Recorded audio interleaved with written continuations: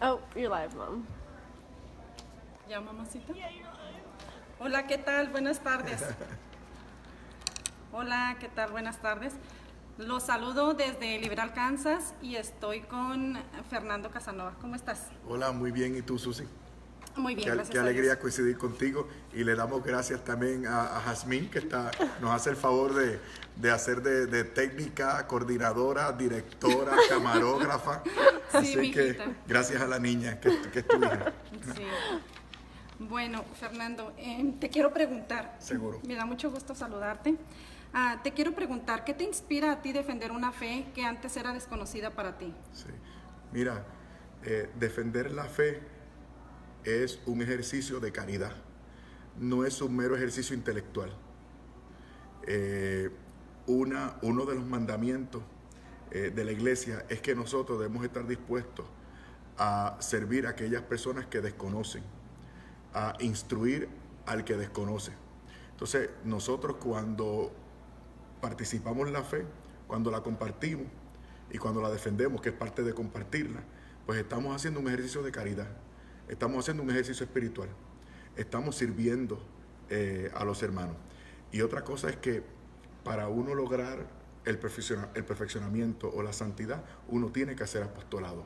Si tú tomas, por ejemplo, cualquier manual de teología espiritual o de espiritualidad, siempre te van a mencionar el apostolado como una de las cosas que hay que hacer para ser verdaderamente cristiano. Ahora bien, para que estemos claros, defender la fe es parte de compartirla.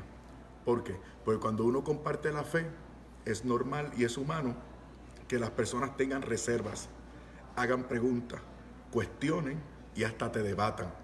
Entonces, tú defiendes la fe, tú explicas la fe, la haces entendible para que esa persona la pueda digerir.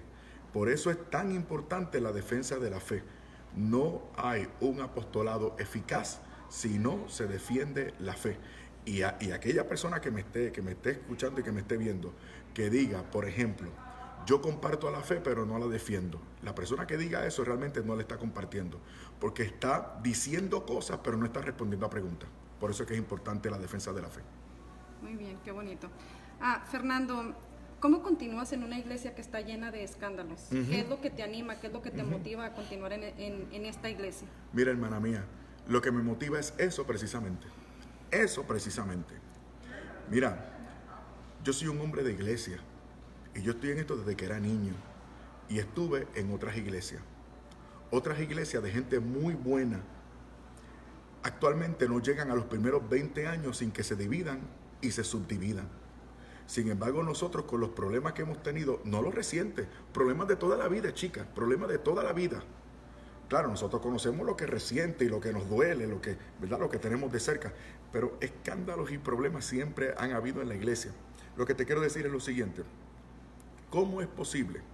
Alguien que me explique cómo es humanamente posible que una institución tan grande como esta haya llegado a los 2000 años de su historia y se haya mantenido unida, mostrando y enseñando y refiriendo a la humanidad a una sola y única verdad. Me gusta decir en las conferencias, porque es verdad, chicas, esto es historia, estos son hechos, no es mi opinión. La Iglesia Católica es la única institución en la historia de la humanidad que ha durado más de 1000 años, y como dije antes, ya vamos por 2000. Y si esto sigue como va, de aquí a 2000 años tendremos la misma iglesia, con la misma doctrina, con la misma fe. Otra cosa es que en estos escándalos, los cuales yo lamento muchísimo, pero también en estos escándalos yo estoy viendo la estratagema y el ataque del demonio, del diablo. ¿Por qué el diablo no se ensaña y el mundo y los medios de comunicación con las otras iglesias? Te voy a decir por qué. Las otras iglesias, al fin de cuentas, van a ir cambiando, van a ir variando. No es mi opinión, vayan a la historia. Hasta mediados del siglo XX, todas las iglesias cristianas estaban en contra de los medios artificiales de control de la natalidad. Hoy, la única iglesia que permanece incólume, mostrando y enseñando lo mismo, en ese sentido, en cuanto a ese tema se refiere, es la Iglesia Católica. Todavía hay muchas iglesias cristianas Hay muchas iglesias cristianas que todavía creen que el matrimonio es entre personas de distinto sexo. ¿Por qué el mundo no los ataca? ¿Por qué el demonio no se empeña en desvirtuarlas, en dividirlas, en atacarlas? ¿Por qué? Porque van a ir cambiando. Y en efecto, cada vez son más las y otras iglesias que se unen en la proclamación y en la defensa de la supuesta moralidad del matrimonio entre personas del mismo sexo. Van a ir cambiando. El diablito y el mundo sabe que la única iglesia que no va a cambiar porque no puede es la iglesia católica. Y la iglesia católica no puede cambiar porque nuestra doctrina no es nuestra. La gente del mundo quiere que la iglesia cambie su doctrina. No puede, porque esta doctrina ha sido dada personalmente por Jesucristo a la iglesia como un depósito. O sea, la iglesia está para servir a la verdad, no para servirse de ella. La iglesia no es señora de la verdad, la iglesia está para servir la verdad, para defender la verdad, para proclamar la verdad. Y en esto, hermana mía, nosotros hemos derramado muchísima sangre. Porque esto es otro caso y con esto termino la respuesta. Es cierto, hemos tenido problemas, pero hermana mía, dime tú qué otra iglesia ha mostrado más evidencia de santidad. Ese catálogo de santos y santas, eso es riquísimo. ¿Sabes? Los mártires, los ejemplos de perseverancia de muchísimos hermanos nuestros. Claro, esto es un dato que la gente desconoce porque los medios de comunicación no lo comparten, pero por ejemplo, en el siglo XX, la gente no sabe que cerca de 100,000 personas dieron su vida por la causa de Jesucristo en la Iglesia Católica. Y nada, así que para responder a tu pregunta, eso precisamente que los otros señalan como un problema es en lo que yo me baso para seguir siendo católico, porque es un milagro que haya iglesia católica, es un milagro. A mí me gusta también compartir esa anécdota que todo el mundo sabe, es histórica. Cuando Napoleón invade la bota itálica y está entrando a Roma, cerca del Vaticano, y un cardenal le dice al Papa: Su Santidad, Napoleón está a las puertas de Roma para destruir a la iglesia. Y le dice el Papa: no se preocupe, nosotros mismos no la hemos podido destruir. Es jocoso, pero es la verdad. Sí, bueno, ahorita dices que hay cosas que la iglesia no puede cambiar. Hablando de eso, ¿qué opinas tú del celibato? Que hay personas que dicen que deberían de ponerlo opcional. Es disciplina eclesiástica, no es dogma de fe. Es una disciplina eclesiástica que el Espíritu Santo ha inspirado a la iglesia porque es conveniente para dos cosas. Es conveniente para el ejercicio profesional del ministerio. ¿Okay? San Pablo dice que el hombre casado está dividido y recomienda el quedarse soltero para dedicarse totalmente y sin obstáculo al Señor nuestro Señor. Tú y yo amamos mucho al Señor. Tú y yo amamos mucho a la iglesia, pero no nos podemos entregar totalmente a esa causa, porque usted es una señora casada, tiene hijos, yo también tengo familia, tenemos trabajo, usted tiene su negocio, yo tengo mi profesión. Usted y yo estamos divididos. El Señor nos entregó la vocación que nos entregó. No podemos servirle total y radicalmente porque no podemos. El segundo sentido de por qué entiendo que es una disciplina maravillosa e inspirada por el Espíritu Santo es porque la vida celibataria contribuye a la comunión con Dios, al desarrollo de la espiritualidad. Claro, es un don. La Iglesia Católica solamente ordena hombres que han recibido ese carisma, que han recibido ese don. El problema que estamos teniendo es, o estamos aceptando en el seminario hombres que no tienen ese don, o una vez los ordenan, no cultivan la suficiente relación con Dios para mantenerse célibes. Por otro lado, conozco muchos sacerdotes y muchos religiosos que valoran su vida celibataria, que la viven, que la defienden. Mi párroco, un hombre joven, guapo, inteligente, él me dice: Fernando, esto es lo mejor que hay. Yo soy libre para servir a mi Señor. En términos humanos, le he preguntado: ¿te sientes solo? me dice, ese vacío lo llena el Señor. Ese es el problema, que estos ordenados tienen humanamente hablando la ausencia de una persona con la cual compartir y esa persona no la llenan con Dios. Y ahí es donde está la dificultad. Por otro lado, conocemos otros hombres. Hay un caso famosísimo de un actor mexicano como tú, Verástegui, que ya va para 5 años, ya va para 15 años viviendo no es sacerdote ni mucho menos, pero como el Señor todavía no le ha mostrado claramente si es el matrimonio o con quien se va a casar, él dice que actualmente le es fiel a la esposa que aún no conoce. Mira qué bonito, mira qué bonito. Y Alejandro Bermúdez, que es compañero mío allá en EWTN, nos ha hablado acerca de un amigo de él que lamentablemente se divorció, legalmente hablando, no se puede volver a casar y lleva ya algunos cuantos años viviendo una vida de abstinencia y el tipo está encantado y es feliz. O sea, se puede hacer. Lo que pasa es que esta cultura idolatra la sexualidad. No, y no la sexualidad como una dimensión de tu ser. No. El mundo lo que quiere es que la sexualidad me domine todo y que yo todo lo que haga esté impregnado por la sexualidad. Y la iglesia no es así.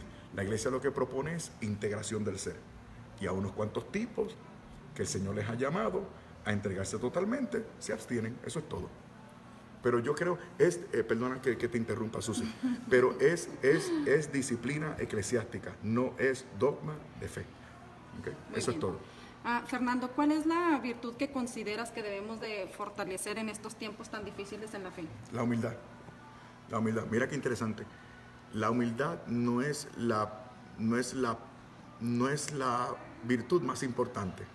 Las virtudes más importantes son las teologales: fe, esperanza y caridad. Luego entonces las virtudes morales son 4 centrales: prudencia, justicia, fortaleza, templanza. Esto es increíble. La humildad es un satélite de la templanza.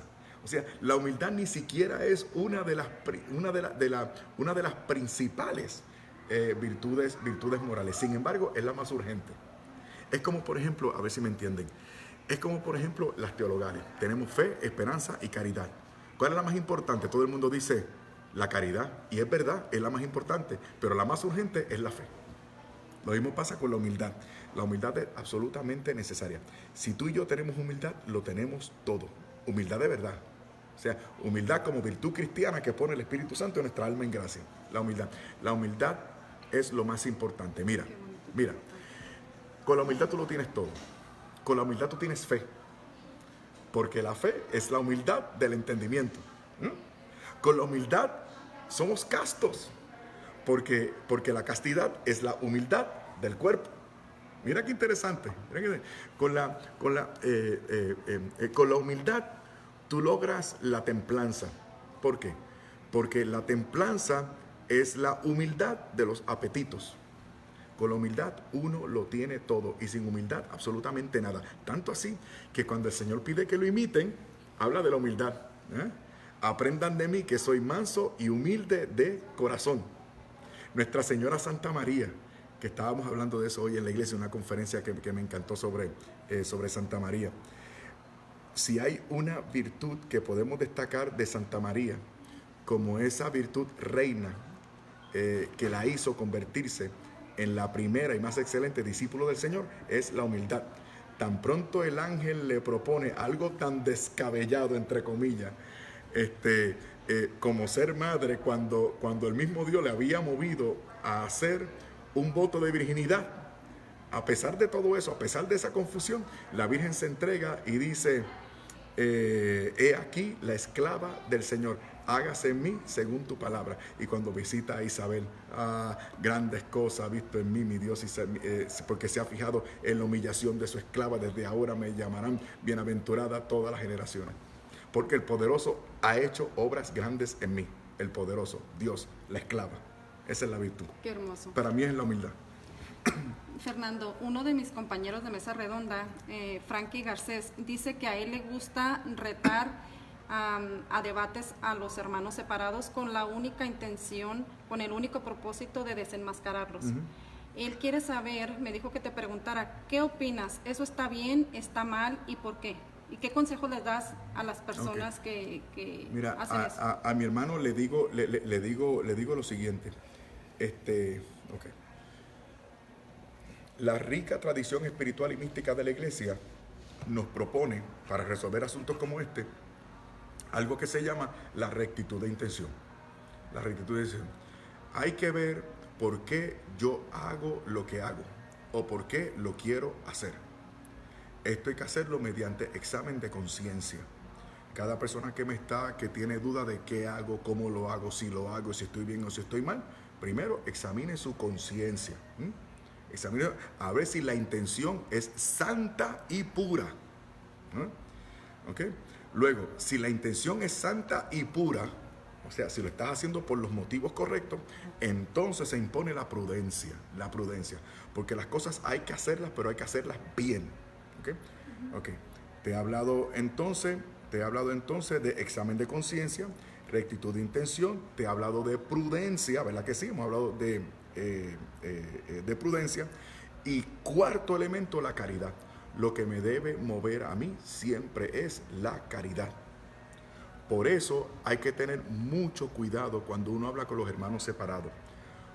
Mira, lo que estos hermanos muchas veces tienen en contra nuestra no son textos bíblicos, es prejuicio. Es prejuicio. Y la mejor manera de atender un prejuicio es con caridad. Caridad no significa que me quedo callado. No, yo voy a defender la iglesia, porque yo le estoy faltando a la caridad también si yo a esa persona no la ilustro, si a esa persona no le respondo la pregunta, estoy faltando a la caridad. Pero hay que hacerlo como dice San Pedro en este texto que tú y yo citamos mucho porque somos apologetas.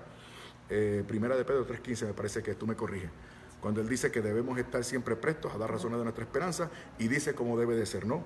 Con mansedumbre, con sentido de caridad, etc. Así que eso le diría a mi hermano. Examina la conciencia, rectifica la intención, ¿ok? Usa la prudencia, eso es bien importante. Y cuarto, que te mueva siempre la caridad, siempre. Eso es todo. Okay.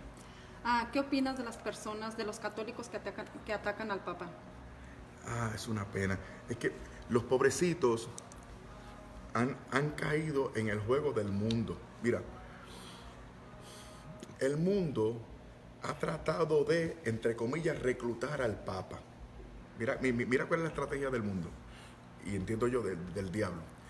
El mundo tergiversa las palabras del Papa y las posiciones del Papa, ¿no?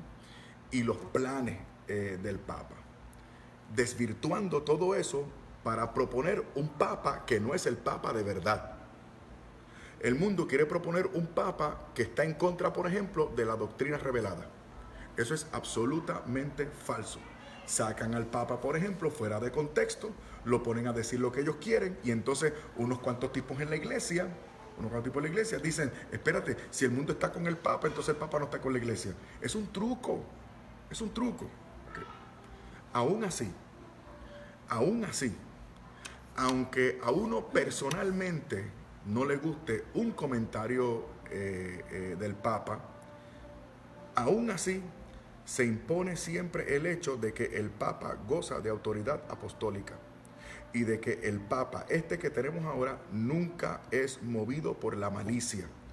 A mis compañeros teólogos y apologetas les voy a decir lo siguiente. El Papa Francisco no es teólogo. El Papa Francisco es un pastor, es pastoralista.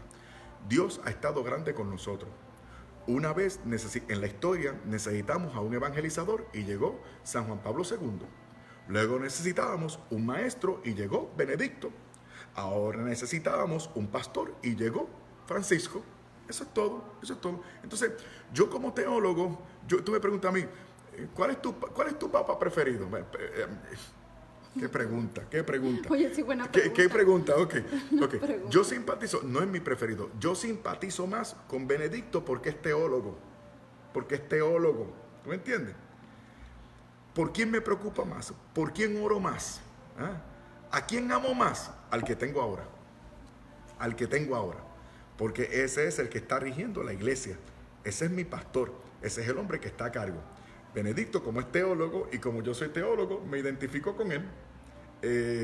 Un evangelizador y predicador, una persona de medios, muy probablemente se identifique con San Juan Pablo II, así por el estilo, ¿no? Igual que una persona que está inmersa en esto de la bioética y la moral, muy probablemente simpatice con Pablo VI, que fue el de aquella encíclica de la Humane Vitae, y así por el estilo. Pero a mí me gustaría exhortar, ya que tú muy astutamente me lanzas el tema, me gustaría exhortar a mis hermanos para que recen por el Papa, amen al Papa, desen a la tarea de investigar qué fue lo que el Papa dijo y en qué contexto lo dijo, que eso es otra cosa, en qué contexto lo dijo. Por ejemplo, en una ocasión el Papa dijo, cuando le plantean algo sobre la homosexualidad, el Papa dijo, entre otras cosas, yo no soy quien para juzgar. Y la gente lo que entiende es, mira, está aprobando la homosexualidad. No bajo ningún concepto. Le están presentando un caso de una persona que el Papa no conoce. Si yo no te conozco a ti, ¿quién soy yo para establecer juicio acerca de tu condición y de tu relación con Dios? ¿Tú me entiendes? Yo no vivo dentro de ti, yo no conozco tu alma. Yo no conozco las situaciones de tu vida que te han llevado a practicar una cosa. Yo no sé si tú has consentido, yo no sé si tú has sido completamente libre. Entonces, nada, hay que querer al Papa Francisco, hay que orar mucho por él, todos los días. Los que hacemos el rosario diariamente, tenemos que incluir al Papa. Hay que interceder por la persona, salud e intenciones del Papa Francisco, todos los santos días. Ok, te quiero preguntar, ¿qué opinas de los católicos que piensan que no tiene nada de malo acudir con los hermanos separados a sus estudios bíblicos y que también escuchan cantos protestantes argumentando que no tiene nada de malo porque también los acerca a Dios? ¿Qué consejo les das y qué opinas de eso? Sí, con respecto a lo primero, están locos. ¿Cómo es posible que yo vaya a un estudio bíblico? Bueno, el católico que me diga primero, pero si es lo mismo, yo digo, este tipo está perdido, este tipo está loco. Este tipo está loco. O sea, ¿cómo es posible que yo vaya a un curso de Biblia donde me van a enseñar la Biblia desde una perspectiva que no es católica? Es más, es anticatólica. Porque cuando comienzan a darte el curso, lo primero que van a decir es que la única regla infalible de conducta, moral y doctrina es la Biblia. Cuando el criterio de autoridad establecido por el Señor es apostólico y la Biblia, testimonio primario de la revelación. Cada cosa en su perspectiva. La Biblia es el documento más importante. La Biblia es palabra de Dios, todo eso. Pero desde una perspectiva correcta, que es la perspectiva católica, es que nosotros debemos estudiar la Santa Biblia. Bien, cuando a estos hermanos católicos le hablen sobre el canon bíblico, van a defender el canon bíblico protestante, que no incluye los 7 libros deuterocanónicos, y a continuación van a dar un montón de razones de por qué la iglesia se equivocó al incluir esos libros, que no fue que la iglesia los incluyó, fue que ellos los sacaron. ¿Tú me entiendes? Estos católicos que ellos están locos, van a recibir una teología bíblica que no es una teología centrada. Por ejemplo, a estos hermanos católicos que van a tomar esos cursos, le van a decir, por ejemplo, que la fe que presenta San Pablo es sinónimo de creer y que para salvar el alma uno tiene que creer como un asentimiento intelectual. ¿Tú me entiendes? Cuando la versión católica, que es la versión correcta, dice que a lo que San Pablo se refiere por fe no es solamente creer, porque San Pablo en Romanos 1:17 está tomando la palabra fe de Habacuc 2:4, que en hebreo es emuná. La fe que San Pablo tiene en mente no es creer, confiar y obedecer. Es la perspectiva hebrea, no la perspectiva griega, que es la que comparten los hermanos separados. A todo esto se arriesgan estos hermanos católicos que están... y podría decir muchas cosas más, sé que el tiempo apremia. Lo otro, los cánticos. ¿Cómo es posible? Hay que ser un iluso para pensar que un artista no católico, mediante una composición musical, va a impartir algo que es católico. Es absurdo, es absurdo. O sea, otra cosa, eso por un lado, por el lado doctrinal. Lo otro tiene que ver con la identidad, ¿Cómo es posible que yo preste oído, que yo sirva de público y que yo respalde con mi audiencia y mi dinero música que no es mía? No solamente eso, sino que cuando yo le doy a un artista católico, en ese mismo acto yo le estoy negando ayuda a un artista católico, que sí, por lo general, me está impartiendo la doctrina de Jesucristo a través de su música. Eso es sumamente importante. Y aparte también de que en los cantos protestantes dicen mucha doctrina protestante. Por supuesto. Por eso digo, hay que ser iluso. O sea, no está bien escuchar esto. Mira, es como, tú perdóname que, sabes que yo soy puertorriqueño. Entonces en el Caribe somos así como explosivos, ¿no? Y ponemos unas anécdotas y unas ilustraciones que a veces escandalizan. Pero así es como yo lo pongo.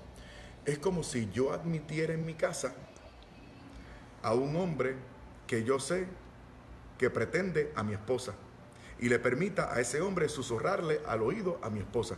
Es exactamente lo mismo. Ajá. ¿Cómo es posible que yo admita a la presencia de mi familia y a mi oído algo que me está llevando y me está seduciendo a creer algo que no es correcto? Es lo mismo. De la misma manera que yo defiendo la integridad de mi casa, yo tengo que defender la integridad de mi corazón. Viendo, juzgando, teniendo mucho cuidado de qué es lo que entra por estos ojitos y qué es lo que entra por esta orejita. Así que dice San Pablo en 1 Corintios, todo me es lícito, pero no todo me conviene. Todo me es permitido, pero yo no me dejaré dominar por nada. Así que es cierto, no podemos prohibir lo que nadie ha prohibido, pero porque la Iglesia Católica apuesta por la prudencia, ¿entiendes? Así que estos hermanos que están escuchando cosas raras y están yendo a cursos y asociándose con grupos y asociaciones que no solamente no le imparten la fe católica, sino que le imparten una fe equivocada, deben tener mucho cuidado. Ok, Fernando, ¿por qué te convertiste al catolicismo? Sabemos que es por la verdad, pero sí. ¿Cuál es esa verdad? Sí, mira, la verdad en persona es Jesucristo. Algunos quieren despachar esto diciendo, la verdad, Jesucristo, relaciónate con Él. Sí, ajá. Entonces te relacionas con Jesucristo y ¿qué tal lo que Él reveló? Esas son la gente que dice, Cristo sí, pero no voy a la Eucaristía. O sea, Cristo estableció... Conozco muchos. Exacto, Cristo estableció la Eucaristía y yo creo en Cristo, pero no creo en lo que Él estableció. Qué bonito, ¿eh? Qué bonito. Cristo, yo lo quiero mucho. Quiso y estableció una iglesia, pero yo no quiero la iglesia. Qué bonito, que mucho tú lo amas, que mucho tú lo quieres. Entonces, la verdad en persona es Cristo, pero se trata de Cristo y todo lo que Él ha revelado. En mi caso, Dios me llamó para que yo tuviese contacto con la plenitud de la fe. Con esta cabecita, yo no puedo agotar la plenitud de la fe. Pero con mi corazón y con mi mente yo puedo tener contacto con esa plenitud. Y la única manera de tener contacto es guardar relación con la iglesia a la cual Jesucristo entregó esa verdad, que es la Iglesia Católica. Por eso yo me hice católico. Con esto no estoy diciendo, como piensan algunos, que a mí me encanta la Iglesia Católica. Bueno, hay cosas que me gustan de la Iglesia Católica, hay cosas que no me gustan de la Iglesia Católica. Pero un hombre no hace lo que le gusta, un hombre hace lo que es correcto. Y lo que es correcto es que yo esté en la iglesia correcta, creyendo lo que es correcto, si es que yo digo amar y creer en el Señor Jesús. Entonces, claro, eso a lo mejor alguien pueda decir, está bien, pero eso son razones intelectuales. No son razones intelectuales, pero son razones también de corazón. Porque si yo quiero tener una relación certera, como se llaman ahora, una relación personal con Cristo, yo tengo que basar esa relación en la verdad. En la verdad. O sea, ¿cómo es posible que yo diga, es que estás loco? ¿Cómo es posible que yo diga, quiero tener una relación personal con Cristo pero no quiero los medios de gracia, que son los sacramentos, establecidos por Cristo para que yo tenga una relación con Él. No tiene sentido, es una locura. Entonces, para responder a tu pregunta, eso es lo que se me ocurre. Ahora también tengo que decirte algo más. Eso en términos generales, en términos teológicos. Ahora bien, hubo otro gran misterio que a mí me fascinó de la iglesia católica. O si tú quieres, que me fascinó de Jesucristo, que yo desconocía, que fue la institución, o que es la institución del sacramento de la Eucaristía. El sacramento de la Eucaristía es una maravilla, es el acontecimiento más importante del universo. Es algo increíble. En el sacramento de la Eucaristía, fíjate que en los demás sacramentos, tú recibes la gracia que te salva, si es sacramento de muerto, o hay un aumento de esa gracia si es que ya tienes la gracia santificante. Sin embargo, en la Eucaristía no solamente se te da la gracia, sino que se te da al autor de la gracia, que es Jesucristo. Hermana mía, cuando yo descubrí eso, cuando descubrí este asunto de la presencia real del Señor, y que el Señor adrede lo estableció, lo quiso, y así lo hace, eso a mí me cautivó, eso a mí me enamoró. Ya yo no me pude resistir y tuve que actuar de acuerdo a mi conciencia. Imagínate, Susi, imagínate lo que me pasó a mí cuando descubrí que, aún queriendo ser un buen pastor, yo no tenía el poder dado por Cristo a sus verdaderos ministros para convertir un trozo de pan y un poco de vino en el cuerpo y la sangre de mi Señor. Yo no tenía ese poder. Imagínate, hermanita mía, cuando descubrí y cuando me di cuenta que aquellos curitas que tan mal me caían eran los que tenían ese poder. O sea, entrar a la iglesia católica fue también un ejercicio de humildad. Y por eso estoy tan contento. Esa es la respuesta. Qué hermoso. Mira, bueno, te quiero platicar, así como todos conocemos tu testimonio de conversión. Hay un pastor bautista que se llama Percy Riley, y él está pasando lo mismo que tú pasaste cuando te convenciste de que la iglesia católica es la única iglesia de Cristo. Sí. Entonces, él quiere regresar, ¿cómo? Da muestra o evidencia. Sí, aparenta. Pero él está convencido que la iglesia católica es la iglesia de Cristo, pero él no se convierte, no se decide por la misma razón, por lo mismo que te pasó a ti, por su esposa, por su familia, por las personas que lo rodean. ¿Qué consejo le darías para dar ese paso? No solamente, bueno, aprovecho, la pregunta es buenísima, porque ahora aprovecho para hablarle a otros hermanos pastores que me deben estar viendo en este momento. Hay un grupo de apoyo al cual pertenezco. Es de Estados Unidos, pero también tenemos gente de habla hispana. Apunten, se llama Coming Home Network International. ¿Lo pronuncié bien, Jazmín? Más o menos, ok. Entonces ahí tenemos a la asesora. Entonces, International, all right. Entonces, ese grupo de apoyo es importante. En ese grupo de apoyo nosotros acompañamos a pastores y teólogos protestantes que consideran que el Señor podría estarles llamando a la plenitud de la fe católica. Esa es la mejor manera, estar acompañado. Yo lamentablemente no tuve ese acompañamiento.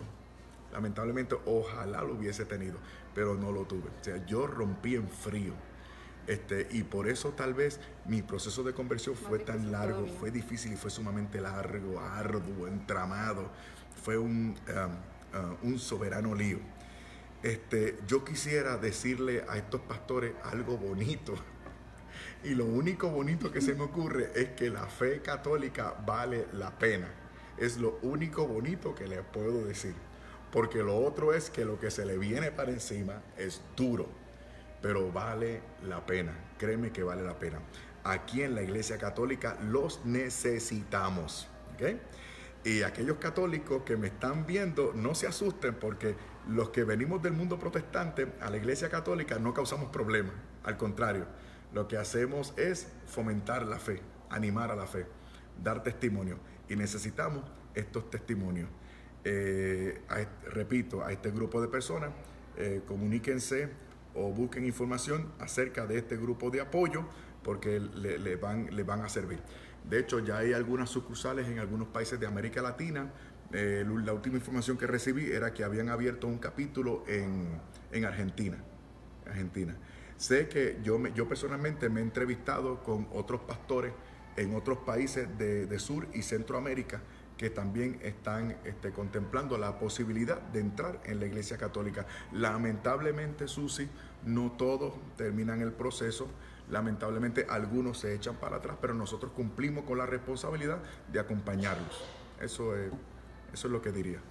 Ok, aparte de la Biblia, ¿cuál es el libro favorito de Fernando Casanova? Mira, a mí me gusta la Biblia. Tengo un libro de consulta que es el Catecismo de la Iglesia Católica, pero al libro al cual me refiero más es Teología de la Perfección Cristiana de Antonio Rollo Marín. Es que a mí me encanta la teología espiritual y la estoy enseñando. Déjame hablar de otros libros, por favor, Susi. Seguro. Okay. Hay otros libros, como por ejemplo de teología espiritual, como por ejemplo Compendio de Teología Ascética y Mística de Adolfo Tanqueray. Y otro en la línea también, Las Tres Edades de la Vida Interior de Lagrange, del autor Lagrange. Son libros que a mí me encantan. Hay un libro, Susi, aquí entre nosotros, un libro que es mi arma secreta, que yo espero que no salga de aquí. Es mi alma secreta, pero les va a encantar, especialmente lo que nos gusta compartir la doctrina y hasta defender la fe. Se llama La Fe Explicada. La Fe Explicada. Yo uso mucho ese libro para informarme, para dar mis conferencias, así que le estoy compartiendo mi truco.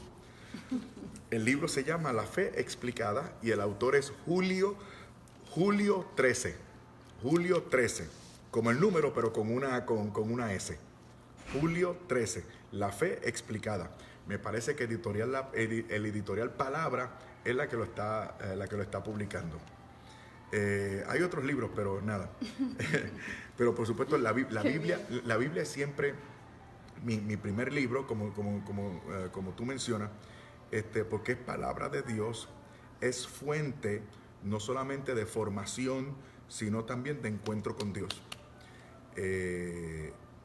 Pero hay que abordar la Biblia cuando uno va a rezar la Biblia, hay que abordarla no como un libro, no solo como un libro que te habla de Dios, sino que Dios te habla a través del libro. Esa es la forma en que hay que abordar el libro. Sobre el catecismo de la Iglesia Católica hay algo importante. Muchas personas quieren hacer un estudio bíblico acerca de un tema de la Biblia. Y yo lo que les digo es, aborda el tema según aparece en el catecismo y saca aparte los textos bíblicos. Los textos bíblicos que menciona el catecismo son la prueba bíblica de ese dogma o de esa doctrina o de esa práctica que el catecismo está tratando de explicar. Eso es todo. Qué bien. ¿Cuál es tu cita bíblica favorita y por qué? Hay en Efesios, capítulo 1, versículos 4 y 5, cuando San Pablo habla de que hemos sido creados para gloria de Dios, para gloria de su majestad. Ese texto para mí es sumamente importante, porque cuando San Pablo dice que hemos sido predestinados para eso, que es la primera parte del versículo, San Pablo está ahí diciendo lo que yo entiendo es lo más sublime acerca de nuestra predestinación. O sea, el Señor nos ha diseñado para que seamos gloria de su alabanza, como dice el texto. La única razón por la que tú y yo, y Jazmín, que nos está acompañando, la razón por la que tú y yo estamos aquí es para dar gloria a Dios. Y ese texto, eso es lo que quiere decir. Me gusta ese texto porque ese texto me enfoca. Ese texto está señalándome constantemente que es lo importante. Fernando, usted está aquí para dar gloria a Dios. Y todo lo que tú hagas, y lo que tú digas, y lo que tú pienses, que no sea para dar gloria a Dios, estás desenfocado, estás perdiendo el tiempo. ¿Verdad? Ese es mi texto bíblico. Muy bien. Fernando, sabemos que viajas todo el tiempo. Sí. Me gustaría que nos platiques una anécdota, una anécdota de alguno de tus viajes, porque yo vi en una ocasión Ajá.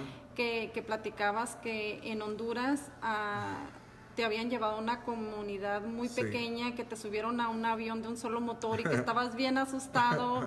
Y bueno, me pareció interesante y divertida esa Sí. anécdota. Me gustaría que nos platiques más de esa experiencia o de cualquier otra. Sí. De hecho, en una ocasión tú me platicaste que precisamente de Honduras te sacaron los del ejército en otro avión porque no sé qué pasó en el aeropuerto, pero Sí, cancelaron los vuelos. Sí. Y son anécdotas así que yo creo, Es en lo interesante. personal me encantaría Sí. conocer más detalles de eso. Es interesante. Yo estuve cuando hubo un lío allí por un problema que hubo con la elección del último presidente. Una facción no lo reconocía, lo otro lo defendía. Hubo disturbios, protestas, pero el asunto fue que yo no pude regresar a mi casa. Yo estuve 4 días durmiendo en un aeropuerto, 4 días durmiendo en un aeropuerto. Gracias a Dios, algunas personas, algunos señores del gobierno se apiadaron de mí y buscaron los medios para que mediante un transporte aéreo que proveyó el ejército, la Fuerza Aérea, pues yo pude llegar entonces a Tegucigalpa y allí entonces pude tomar un avión eventualmente que me sacó del país hacia Panamá y de Panamá a San Juan, Puerto Rico. Es una locura, mi vida es una locura. Yo entiendo al Señor cuando dice que que el hombre del espíritu es como el aire, que no sabe para dónde va ni de dónde viene. Uno hace los planes y siempre Dios sorprende a uno. Por eso a mí me gusta decirle a la gente cuando predico que la vida cristiana es emocionante. Esto es pura aventura. Esto es pura aventura. Esto es algo maravilloso. Allí también hace muchos años conocí a un sacerdote que se dio cuenta que habían unos maleantes forzando el sagrario para llevarse el Santísimo Sacramento. Y el cura, un cura joven, recién ordenado en aquella comunidad, confrontó a los malhechores y los malhechores le cayeron arriba a machetazos y lo mutilaron al pobre. Entonces es algo increíble. Entonces por eso yo cuando hablo de la Eucaristía y comparto esta experiencia, le digo a la gente,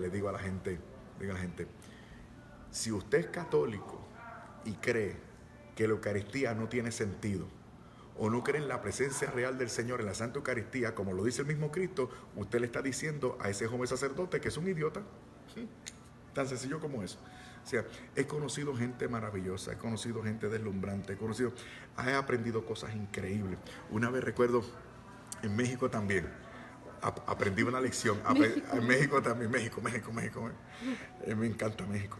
En una ocasión, conocí a una señora mayor, mira la lección que me dio, una señora mayor, ancianita, y me quiere pedir consejo, y yo aquí viene, ahora es. Entonces ella me dice, yo quiero que me aconseje sobre el hijo mío que se hizo pentecostal. Y yo, ¿cuál es el problema, señora? Y me dice, no, yo no tengo ningún problema, el problema lo tiene él, porque él me reta y él me ataca. Y yo no sé de lo que él me está diciendo, es una señora que no tiene letra, y me dice ella, yo no sé cómo responderle, yo lo único que le digo es, hijo mío, yo lo que sé es que tengo la razón, y mi iglesia no se equivoca. Y dice ella que al hijo le sale humo por las orejas. Ahí yo aprendí que estos hermanos que dicen que no pueden defender la fe, o no pueden responder porque no tienen la información, yo les digo, por lo menos manténgase firme. Y esa es la anécdota que doy. Hay que mantenerse firme, por lo menos mantenerse firme. Aunque uno no lo puede expresar, si uno se mantiene firme, uno da testimonio. Y muchas anécdotas, muchas más. Qué bonito. Pero la vida cristiana es excitante, es maravillosa, es formidable. Así que yo no sé cómo hay católicos que se aburren. No. Bueno, Fernando, te quiero preguntar también qué consejo me das a mí, que a mí me gusta mucho la defensa de la fe. Y como tú y yo, ¿verdad? Como dices, Seguro. amamos mucho a Dios. ¿Qué consejo me das para seguir adelante y para acrecentar mi espiritualidad, Sí. para acercarme más a Dios, para sentirme más cerca de Dios? ¿Qué consejo me das a mí? Tú diste la clave, Susi. Es lo mismo que le digo a otros apologetas. Hay que tener cuidado que nuestra apologética no se vuelva un ejercicio meramente intelectual. Hay que tener mucho cuidado. ¿A qué te refieres? Me refiero a que todo debe partir de algo que tú mencionaste, la espiritualidad. El principio es este: nadie puede dar lo que no tiene. Si usted quiere impartir y defender la doctrina de Jesucristo, usted se tiene que llenar de Jesucristo. Si usted imparte, proclama y defiende una fe, usted debe practicar esa fe. Usted debe orar esa fe. ¿Okay? Usted debe crecer en esa fe y tener una comunión cada vez más profunda con el Señor de esa fe. Y ser más fiel y amar más a la iglesia que custodia esa fe. Y orar por el criterio de autoridad que nos señala de forma inequívoca la fe correcta, que son los sucesores de los apóstoles, los señores obispos, el Papa. Todo esto es importante, todo esto es parte de un mismo pastel. Entonces, eso es absolutamente importante. Tiene que haber espiritualidad. Cuando un joven se me acerca, quiero predicar, quiero defender la fe, quiero hacer un grupo y me invitan para tal lugar, ¿qué debo hacer? ¿Qué debo leer? Yo le digo, olvídate de los libros por ahora. Los libros son buenos, pero respóndeme a otras preguntas. Por ejemplo, ¿tienes un plan de vida? Un plan de vida es un régimen de oración y ejercicios espirituales diario, semanal, mensual y anual. Disciplina. Para ser una persona espiritual, uno tiene que tener disciplina. Eso es sumamente importante. ¿Con qué frecuencia vas a misa? ¿Con qué frecuencia te confiesas? ¿Haces examen de conciencia nocturno? ¿Encomiendas tu día al comenzar para que el Señor te guíe? Eso es lo importante, la espiritualidad. Y lo otro que necesitamos los apologetas es paciencia, hermana. Paciencia. Porque es duro, porque uno ve tanta ignorancia, uno ve tanto prejuicio. Y por otro lado, uno ve católicos que no les importa o que le da lo mismo, que uno como que es algo natural, hermana, es algo humano. Uno como que se prende, uno como que uno quisiera meterse por dentro. Pero entonces ahí es que uno debe saber lo siguiente, hermana Susi. La fe es un don. Si usted es apologeta católico, usted sabe que la fe es un don. La fe es una virtud teologal. ¿Ok? Yo pensaba, te voy a dar mi experiencia, Susi. Cuando yo comenzaba en esto, a mí me daba mucho coraje. Y yo llegué hasta a maltratar gente. Porque yo pensaba que mi misión era meterle la fe a la gente. Pero después recapacito y digo, pero si la fe es un don, yo no le puedo meter la fe a nadie. La fe es un don y Dios le da la plenitud del don de la fe a quien Él quiere.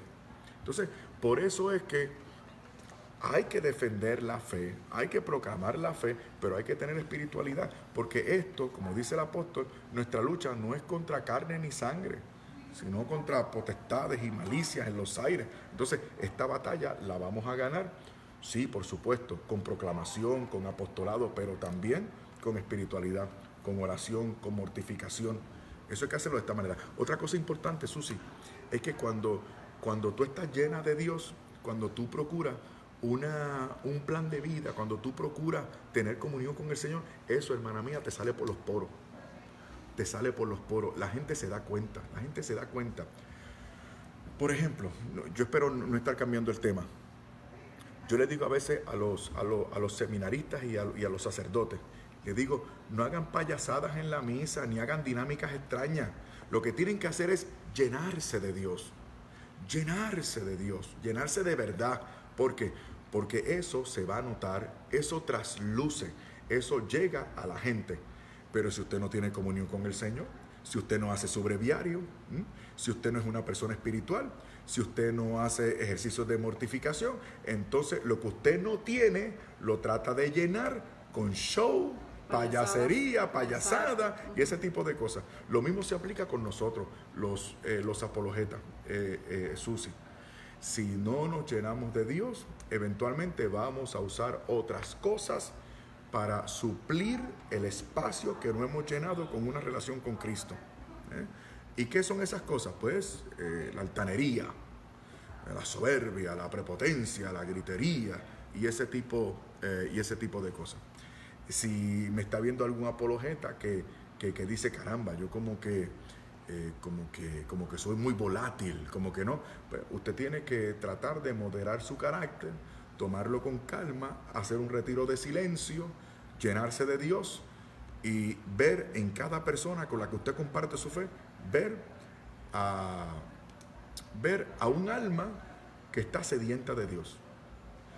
Esa persona que a mí me ataca, estoy presentando un caso hipotético, una persona que a mí me ataca, yo debo ver en esa persona a una persona que está hambrienta de Dios.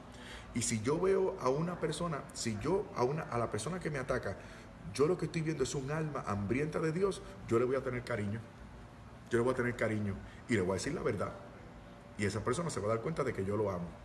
Esas son las cosas que podría decir. Hermana mía, yo te lo digo, Susi, porque ya yo llevo 14 años en esto. 14 añitos. Y 14 años intensos en esto. 14 años en la Iglesia Católica y desde que entré a la Iglesia Católica, ya tú sabes. Y he pasado por muchas experiencias, Susi. Y he cometido errores en el pasado.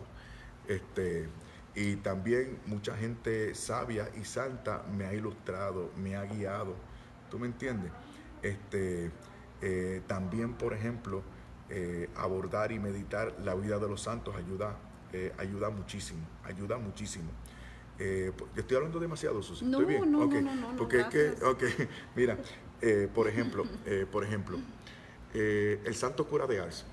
También el santo Padre Pío también tuvo una experiencia como esta. Llegaban los tipos para confrontarse con los curas, con los santos curas. Yo quiero que usted me demuestre, yo quiero que usted me explique. Esos dos curas no eran intelectuales. Imagínate cómo yo le voy a responder a este tipo si él es más inteligente que yo. Pero ¿sabe cuál era la estrategia que hacían estos curas? Hacían dirección espiritual con estos tipos. Y luego los llevaban al confesionario. Y en ese proceso, esos tipos empezaban a sacar esas miserias y esa podredumbre. O sea, empezaban a humillarse delante de Dios. Cuando salían del confesionario llorando, los santos curas le preguntaban, ahora mijo, dime, ¿cuál es tu duda? Y ellos decían, no tengo ninguna duda. Lo creo todo. O sea, muchas veces el problema no es intelectual, el problema es espiritual. Y eso se atiende con oración y mortificación.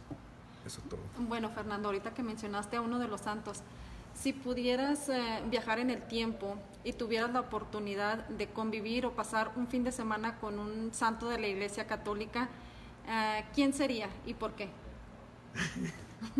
Esa pregunta es buenísima. Mira, muchos a lo mejor ya lo adivinan. Santo Tomás de Aquino. El gran doctor. Santo Tomás, yo querría que Santo Tomás de Aquino me enseñara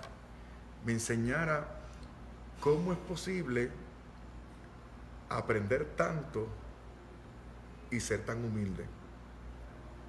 ¿Cómo es posible ser tan alabado como lo era él e insistir en quedarse en el anonimato? Santo Tomás de Aquino tuvo la posibilidad de ascender en su carrera eclesiástica y se llegó a hablar de él como papa. Y él se mantuvo en lo que estaba seguro era su vocación, que era ser maestro. Fíjate qué cosa más bonita. Otra cosa que me encantaría que Santo Tomás de Aquino me enseñara es sobre la virtud de la castidad. Santo Tomás de Aquino vivió la castidad perfecta. Era heterosexual. Pero el Señor, como lo llamó a ser maestro y doctor de la iglesia, hizo que se enfocara totalmente en lo que era su misión y le regaló ese don de la abstinencia perfectísima. Y Santo Tomás de Aquino es famoso por eso.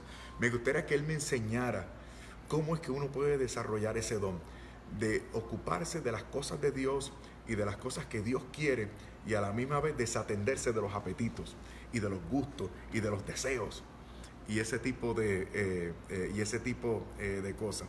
Otra cosa que me gustaría que me enseñara Santo Tomás de Aquino es sobre la orden de predicadores. Santo Tomás de Aquino era un fraile dominico. Entonces, yo soy laico dominico. Yo soy laico de la orden de predicadores. Y Santo Tomás de Aquino vivió en un momento de esplendor de la orden. Ahora, lamentablemente, los dominicos vemos que ya no es así, lamentablemente. Todas las órdenes religiosas están pasando por una crisis no triste, sino horrenda, y no entremos en detalles. Pero me gustaría esas cosas de Santo Tomás de Aquino. Y me gustaría también que me enseñara a escribir. Santo Tomás de Aquino, con una pluma de ganso y un tintero, escribió miles de páginas, millones de palabras. Un hombre excepcional. Ok. Me forzaste a decir un santo y lo dije, pero eso no quiere decir que hayan otros que me hubiese gustado conocer. Ok. Bueno, Fernando, te quiero preguntar, la última ocasión que te vi en Plano, Texas, me dijiste que tú sabes, yo soy miembro de un programa de YouTube y Facebook que se llama Mesa Redonda. Sí, lo sé, yo lo he visto. Ajá, tú me comentaste que nos has visto. ¿Qué consejo nos darías? Si nos has visto, ¿qué consejo nos darías? ¿Qué estamos haciendo mal y qué consejo nos darías para hacerlo mejor y pues para salir adelante, para crecer? ¿Qué consejos me darías a mí y a todos los que estamos en Mesa Redonda? Seguro. Mira, ustedes se preparan muy bien y eso es sumamente importante.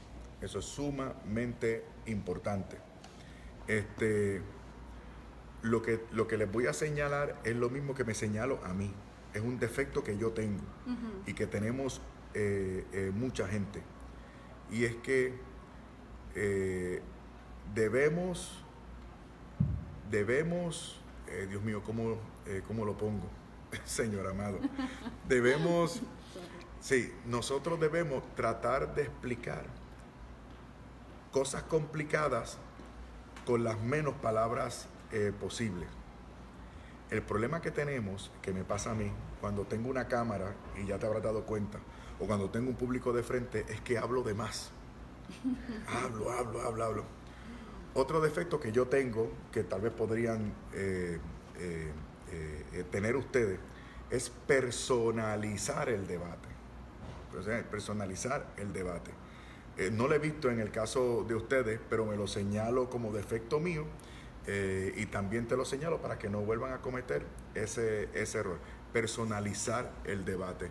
Es decir, estoy tratando de corregir a alguien y ese alguien es un descarado, y es un mentiroso, y es un falso. Y hay que tener cuidado. O decir nombres. O decir no, también. Ay, Dios mío, yo meto mucho la pata. Hoy la niña, me parece, o tú, me estaban grabando.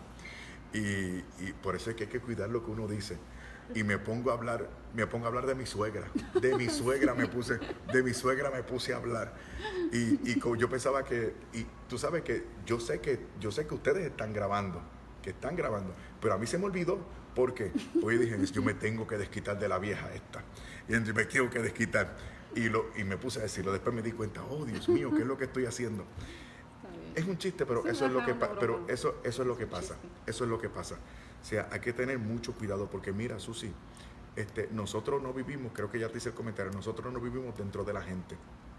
Mira, no vivimos dentro de la gente. Para que una persona sea mala de verdad, tiene que tener un total conocimiento de que lo está haciendo mal. Esa persona, sabiendo que lo está haciendo mal, esa persona es lo suficientemente libre para consentir ser mala. Y cuando yo analizo a estas personas o se abren y me cuentan cosas, tú te das cuenta en que no son tan libres, en que han estado condicionadas, han estado, por ejemplo, manipuladas por unos maestros religiosos, o han tenido unas experiencias personales que les han frustrado. Entonces, uno tiene que ver eso. O sea, alguien dice, no hay gente realmente mala, lo que hay es gente enferma. Y hay que tener esto presente, hermana mía, para tenerle paciencia a aquellas personas que nos atacan y que no nos comprenden. Ok. Te quiero preguntar también, Fernando Casanova aún se pone nervioso cuando habla en público o cuando tiene una cámara enfrente. Pues sí. Sí. Por eso es que a mí me gusta. Siempre lo hace. Sí, siempre. Por eso es que a mí me gusta más la radio. Porque en la radio. No, la radio, sí. Es que en la radio es más penetrante. En la radio el mensaje es más legítimo. Es más honesto. Tú estás concentrado en lo que se dice. Las cámaras, la televisión, es todo luces. Hay que estar pendiente al cambio de cámara, las instrucciones que te dan. Tú me entiendes.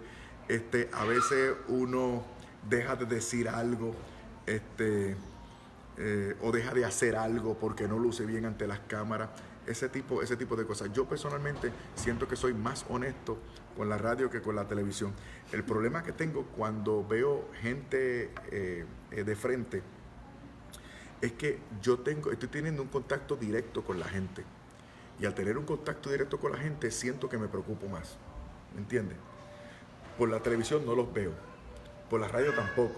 Pero cuando los veo de frente, yo digo, wow, de alguna manera yo voy a responder por las almas que me están escuchando.